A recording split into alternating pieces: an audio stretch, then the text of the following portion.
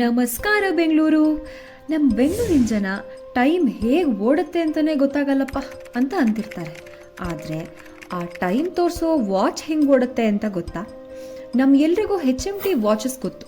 ಆದರೆ ಅವರು ವಾಚ್ ಜೊತೆಗೆ ಲೈಟ್ ಬಲ್ಬ್ಸ್, ಟ್ರ್ಯಾಕ್ಟರ್ಸ್ ಮತ್ತು ಅದೆಷ್ಟೋ ಮಷೀನ್ ಟೂಲ್ಸ್ನ ಕೂಡ ಮ್ಯಾನುಫ್ಯಾಕ್ಚರ್ ಮಾಡ್ತಿದ್ರಂತೆ.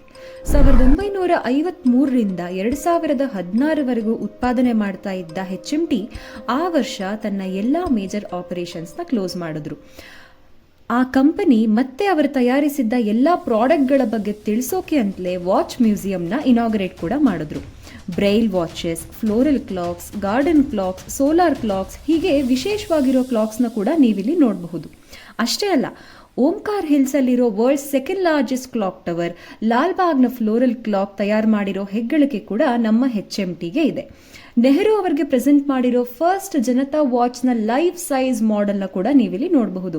ಅಟಲ್ ಜಿಗೆ ಅವರು ಪ್ರೆಸೆಂಟ್ ಮಾಡಿರೋ ತಮ್ಮ 100th million watch, VTU clock ಟವರ್ನ ಮಾಡೆಲ್, ಹೀಗೆ ಹೇಳ್ತಾ ಹೋದರೆ ಪಟ್ಟಿ ಮುಗಿಯೋದೇ ಇಲ್ಲ.